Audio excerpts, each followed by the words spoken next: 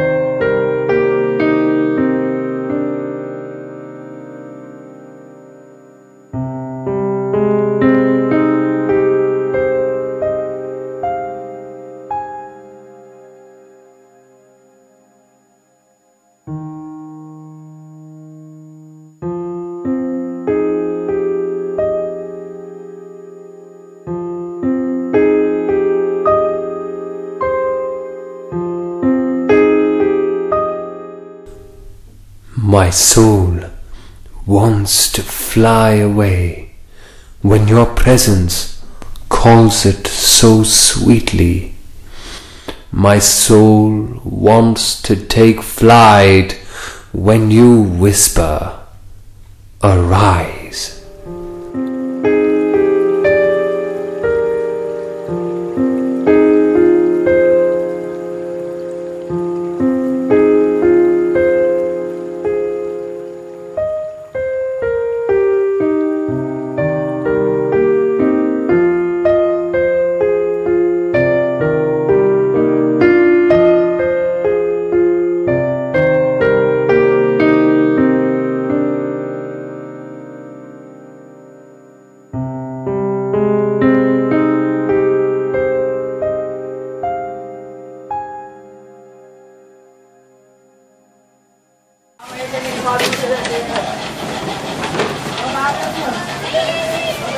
यहाँ जितनी भी औरतें हैं वो कहीं ना कहीं क्या नाम है पुरुष की जो गलतियाँ हैं उनका शिकार रही, जिससे कि आप सभी देखते आ रही हैं मोहल्ले के अंदर क्या हो रहा है।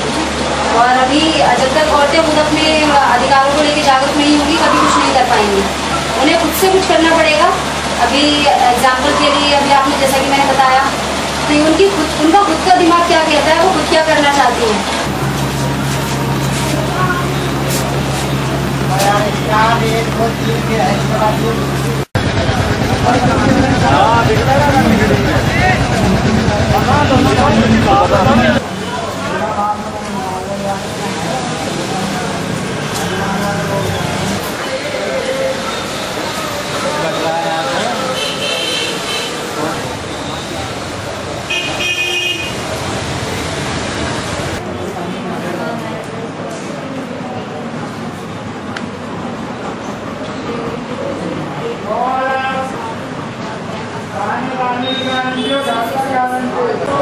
One year, 8,765 new books were read.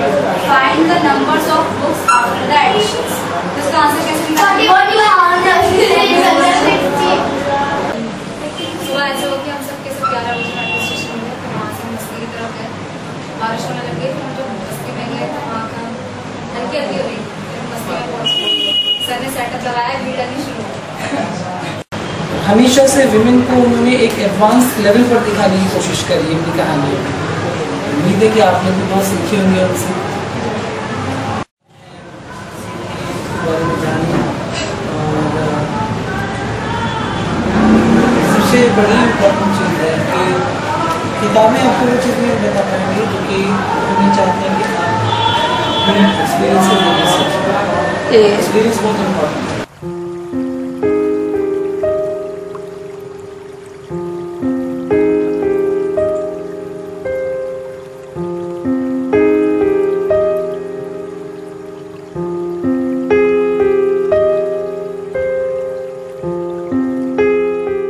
आपका नाम क्या है, आपकी बेसिक क्वालिफिकेशन क्या है, आप कहाँ से बिलोंग करती हैं, अपनी लाइफ के बारे में थोड़ी सी रोशनी डालें। मेरा नाम किरण है और अभी हाल ही में मैंने अपना ग्रेजुएशन कंप्लीट किया है और अब मैं अपना post graduation in journalism and mass communication कर रही हूँ।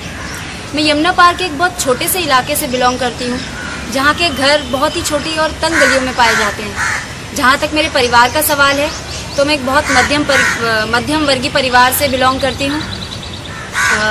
बचपन से ही मैंने सोशल इश्यूज़ को देखना शुरू कर दिया था। मेरा बचपन बहुत तंग गलियों में बीता, जहाँ की औरतें जो थी वो बहुत ही पुरुषों के अधीन रहने वाली थी।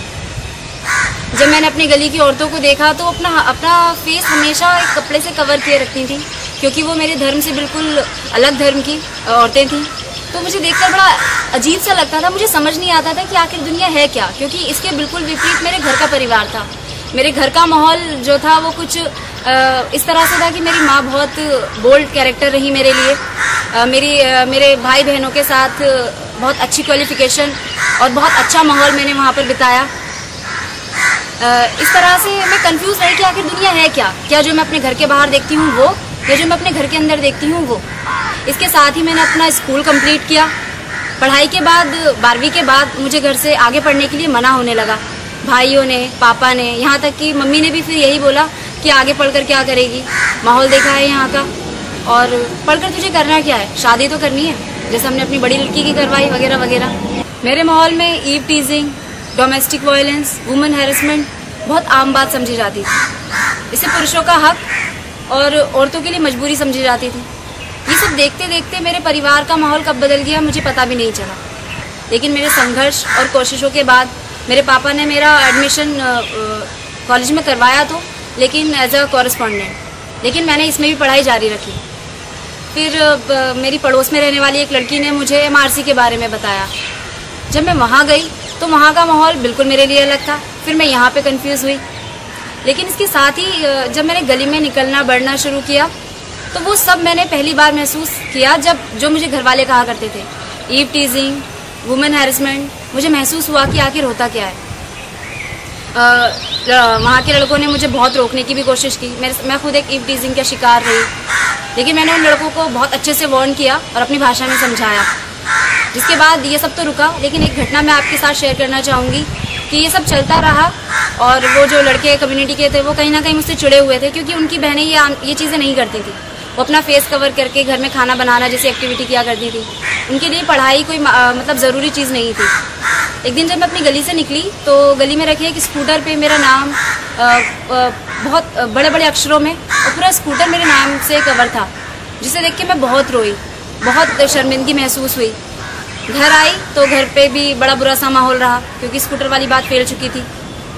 मैं घर पर औंधे मुँह लेट गई, खूब रोई। 2 दिन 3 दिन यही चलता रहा।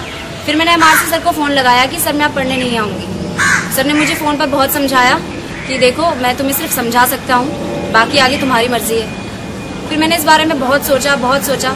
सर की बातें याद आई, फिर अपना खुद स्ट्रगल याद आया। मैंने फिर से निकलना शुरू किया और जब मैं उन्हीं गली में और उसी स्कूटर के सामने से निकलती रही तो वो लोग सब हैरान रह गए। 6 महीने 7 महीने इसी तरह से बीतते रहे। वो स्कूटर मेरे सामने पड़ा रहा और एक दिन वो बारिश के पानी से धुल गया, जैसे मेरे मन से धुल गया, और मैं बहुत खुश रही। इसके बाद सब कुछ ऐसे ही चलता रहा। फिर मैंने MRC ज्वाइन की। वहाँ का माहौल मेरे लिए बिल्कुल नया था। वहाँ पर लड़कियाँ ओपनली सारे इश्यूज डिस्कस किया करती थी। और एक बड़ी अजीब सी बात देखी कि वहाँ जो मेरी कम्युनिटीज़ में डोमेस्टिक वायलेंस, वुमेन हैरेसमेंट, सब औरतें कहती थी नहीं ये तो मतलब आम सी बात है, आदमी है वो तो करेंगे। लेकिन वहाँ का माहौल बिल्कुल अलग था।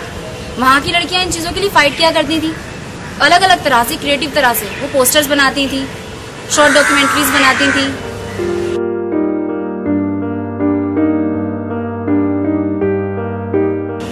एक पंचायत किया करती थी औरतों के बीच बैठकर, वुमेन काउंसिल किया करती थी, पेंटिंग्स बनाया करती थी, कार्टून स्टोरीज बनाया करती थी।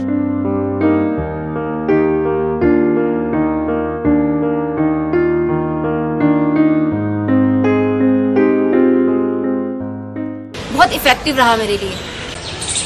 इस तरह से हमने एक नए ग्रुप की शुरुआत की, वहाँ की लड़कियों ने और हम सब ने मिलकर, called flying birds of India.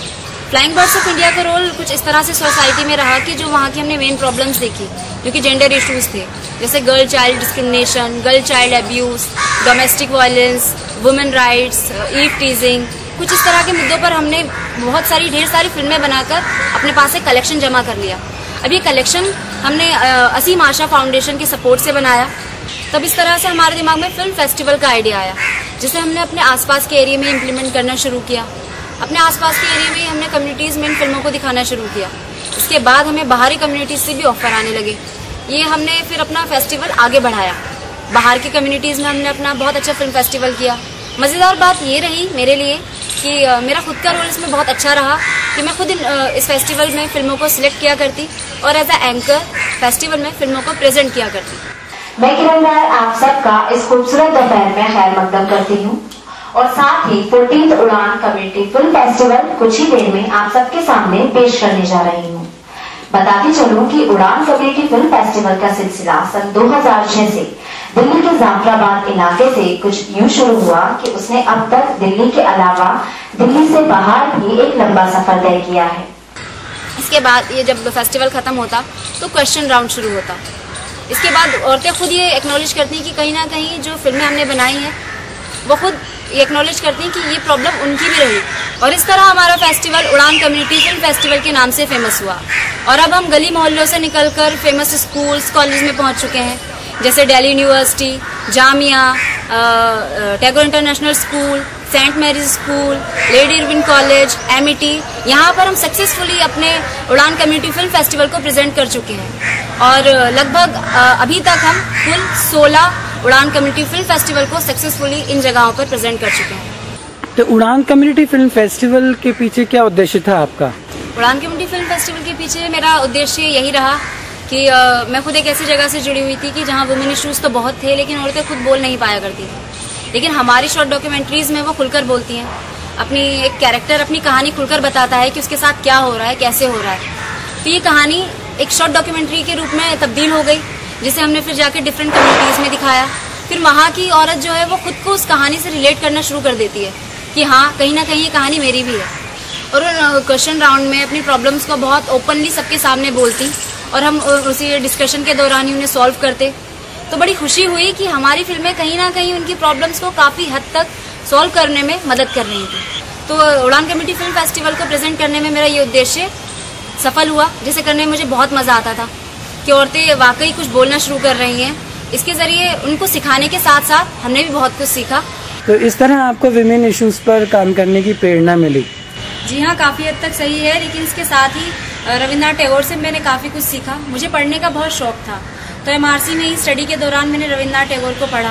पहले मैं ऐसा समझती थी कि रविन्द्रनाथ टैगोर जो हैं वो सिर्फ अपनी पोएम्स की वजह से ही फेमस है, लेकिन उनकी स्टडी के दौरान पता चला कि वो जो लगभग अभी तक 100 से ज़्यादा स्टोरीज लिख चुके हैं और उनके जो कैरेक्टर थे वो काफ़ी वुमेन ओरिएंटेड थे। वो खुद वुमेन लिबर्टी की बात किया करते थे। उनके कैरेक्टर, चाहे वो चारुलता हो, कादम्बिनी हो या कुसुम, शुभा, दामिनी हो, ये सारे कैरेक्टर बहुत रियलिस्टिक थे, बहुत बोल्ड थे। इनसे काफ़ी कुछ सीखने को मिला।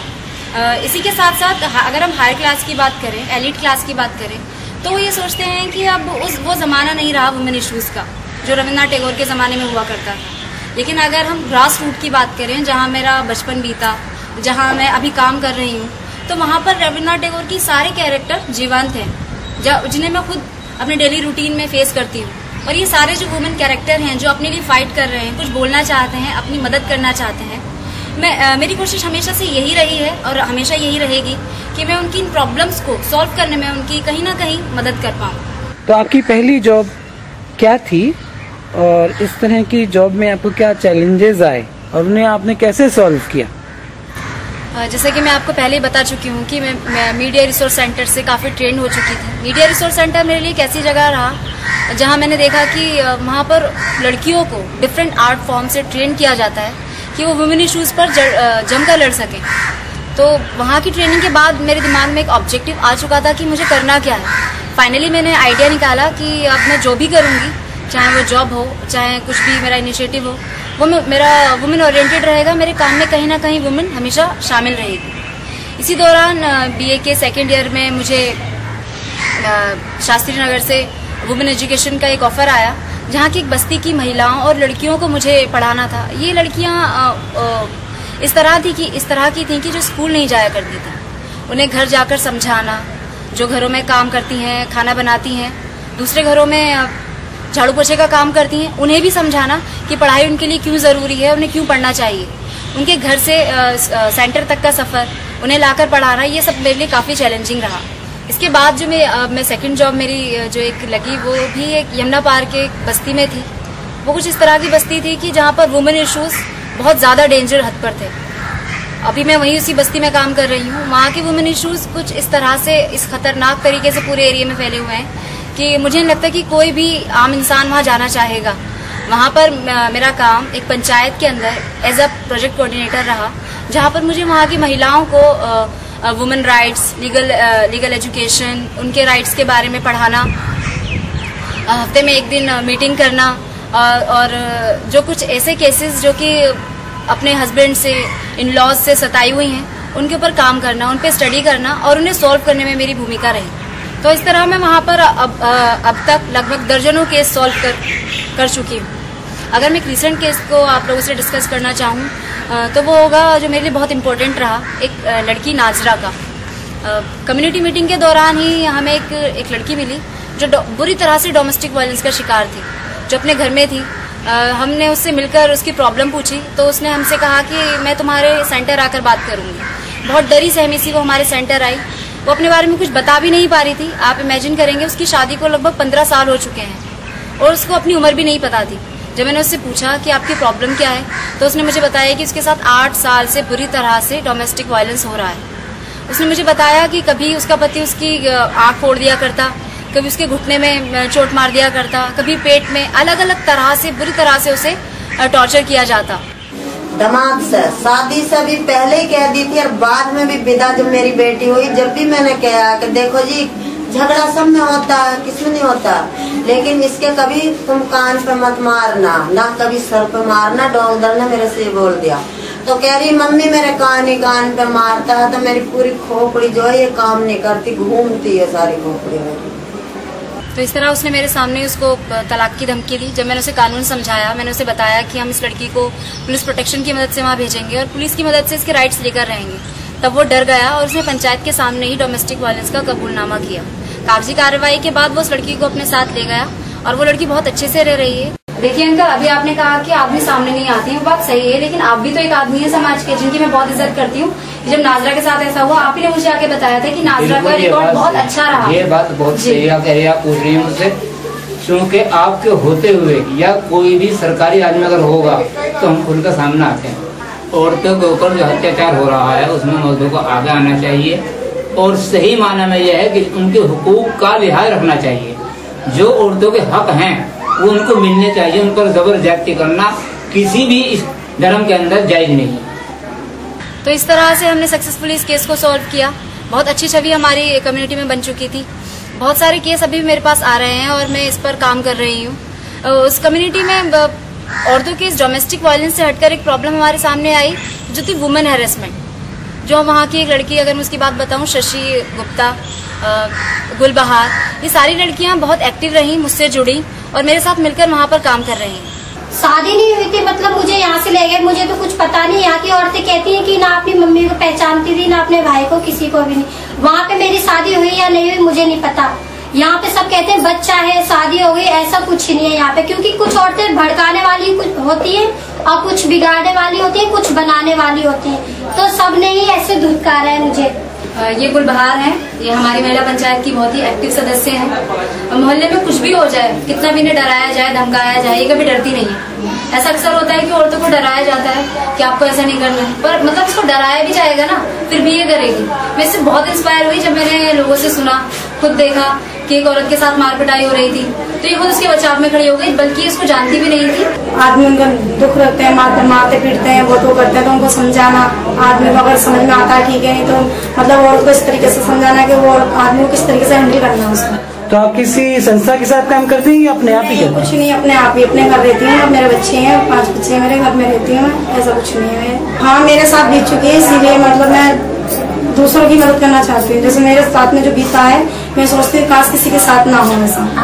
और मैं सोचती हूँ महिलाओं के लिए ऐसा कुछ करूँ मैं जितना अच्छे से अच्छा कर सकूँ। कि मतलब वो अपने पैरों पर खुद खड़ी रहे, वो किसी की मोहताज न रहे। आदमी जैसे उन्हें तंग करते हैं या सांसें तंग करती हैं, मोहल्ले वाले तंग करते हैं, वो किसी का कोई दो बात ना सुने किसी को। उन लड़कियों को जानकर समझकर मैंने ऐसा महसूस किया कि उन लड़कियों में बहुत कुछ करने का पोटेंशियल है, लेकिन वो पुरुष प्रधान समाज में रहती आई हैं, जीती आई हैं, तो वो कुछ बोल नहीं पाती, कुछ कर नहीं पाती। इवन उन्हें ये भी नहीं पता कि उन्हें करना क्या है।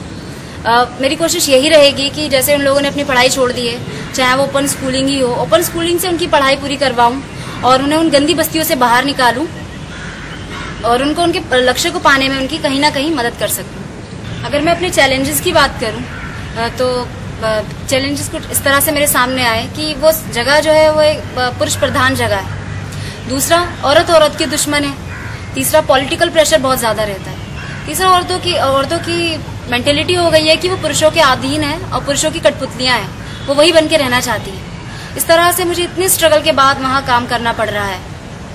पुरुषों ने मुझे बहुत बार धमकी भी दी कि हम तुम्हारा पंचायत बंद करवा देंगे या ये काम करना बंद कर दो, क्योंकि उन्हें डर लगता है कि इस तरह से औरतें जागरूक हो जाएंगी और एक दिन उन्हीं के विरोध में खड़ी हो जाएंगी। तो इस तरह से मुझ पर हमेशा से पॉलिटिकल प्रेशर वहां पर बना रहता है। वहाँ पर ही काम करने वाली एक एनजीओ की दूसरी औरत हैं जिनको पॉलिटिकल फंडिंग है, वो अलग अलग तरह से मुझे एक्सप्लॉइट करती रहती हैं कि मैं अपना काम हार जाऊं और अपना काम बंद कर दूं, क्योंकि उन्हें डर रहता है कि वो जो पॉलिटिकल एक्टिविटी कर रही हैं, अगर औरतों को मैं इस बारे में जागरूक कर दूंगी तो वो उनका साथ इन कामों में नहीं देंगी। अगर मैं खुद उनकी पर्सनल लाइफ की बात करूं तो उनकी खुद की लाइफ और उनकी बहू की लाइफ डोमेस्टिक वायलेंस से बची नहीं है। वो भी खुद अपने पति से डोमेस्टिक वायलेंस का शिकार मेरे सामने रही, उनकी बहू भी रही। मेरी हमेशा से यही कोशिश रहेगी कि मैं उस जगह पर अगर थोड़ा भी बदलाव कर पाऊं तो मेरे लिए बहुत बड़ी बात रहेगी। आप आगे क्या करना चाहती हैं? आगे मैं अपना करियर मीडिया में बनाना चाहती हूँ, क्योंकि मैं सिर्फ पैसा कमाने वाली जॉब तक ही सीमित नहीं रहना चाहती। मैं अपनी जिंदगी में कुछ ऐसा करना चाहती हूँ कि जिससे समाज में कुछ बदलाव हो सके। फ्लाइंग बर्ड्स की ट्रेनिंग के दौरान मैंने समझा और मैंने महसूस किया कि मीडिया समाज में बदलाव लाने में एक इम्पोर्टेंट रोल अदा कर सकती है। मैं मीडिया की मदद से वुमेन इश्यूज को लार्ज स्केल पर दिखाना चाहती हूँ, ताकि शशि, गुलबहार जैसी लड़कियों की कहानी नेशनल और इंटरनेशनल दोनों जगहों पर दिख सके, लोग उनकी कहानी को समझ सकें। जहाँ तक अगर मैं समाज की बात करूँ तो समाज मर्द और औरत दोनों का है।